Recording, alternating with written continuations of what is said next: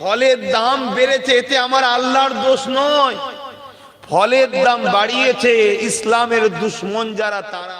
যে মুসলমানরা রোজার মাসে রোজা রেখে এই যে ইফতারি একটু ভালো মন্দ দিয়ে করবে, এই সুখ শান্তি তো করতে যেন না পারে, তাই রোজার এক সপ্তাহ আগে কম থাকে, রোজার এক সপ্তাহ পরে কমে যায়, রোজার মাসটাই বেড়ে যায়।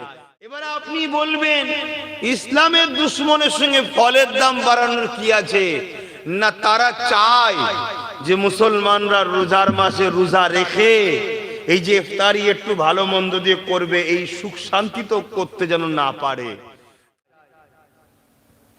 যে আমাদের মধ্যে ইবলিস কিছু লোক তৈরি করে দিয়েছে যারা আমাদেরকে সব সময় গানে ডাকে, নামাজে ডাকে না, জুয়াতে ডাকে, রোজায় ডাকে না, বাজনাতে ডাকে, কোরআন তেলাওয়াতে ডাকে না, মারপিট ফিতনাতে ডাকে, আলেমদের সোহবতে ডাকে না।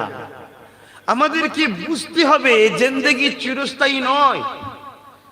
আমাদেরকে সুন্দর জিন্দেগিটা যিনি দিয়েছেন, যিনি 11 মাস আমাদেরকে খাওয়ালেন, আমাদের জন্য কত রকম খাদ্য তৈরি করলেন, ফলের দাম বেড়েছে, এতে আমার আল্লাহর দোষ নয়। ফলের দাম বাড়িয়েছে ইসলামের দুশমন যারা, তারা। এবার আপনি বলবেন ইসলামের দুশমনের সঙ্গে ফলের দাম বাড়ানোর কি আছে? না, তারা চায় যে মুসলমানরা রোজার মাসে রোজা রেখে এই যে ইফতারি একটু ভালো মন্দ দিয়ে করবে, এই সুখ শান্তি তো করতে যেন না পারে, তাই রোজার এক সপ্তাহ আগে কম থাকে, রোজার এক সপ্তাহ পরে কমে যায়, রোজার মাসটাই বেড়ে যায়। তাহলে ইফতার ও রোজাকে সে ঘৃণা করে, ইফতার ও রোজাকে যে ঘৃণা করে সে ইসলামের দুশমন না দুশমন নয়? সে সূরাতে মুসলমানও হতে পারে, সকলে অন্য কোনো কেউ হতে পারে, কিন্তু হাকিকাতে সে ইসলামের দুশমন, এটা আমি মানি। তাই আমি ইসলামের দুশমন বললাম। আপনি যদি না মানেন আপনাকে মানতে হবে না।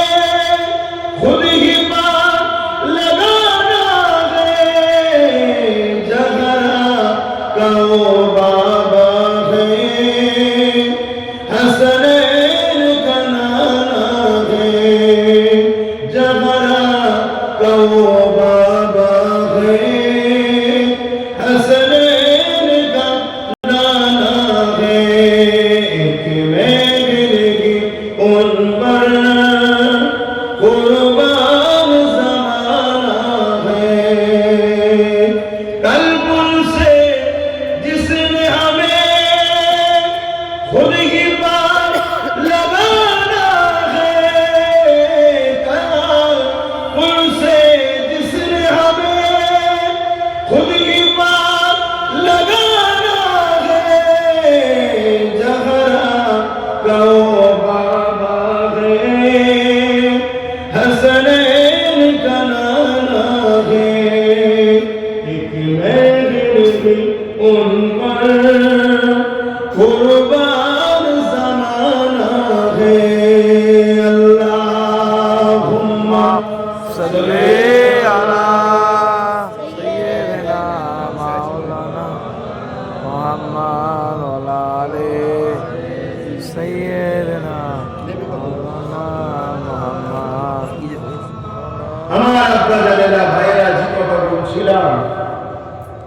আমার রাসূলুল্লাহর উপরে কম জুলুম করেছে বলুন?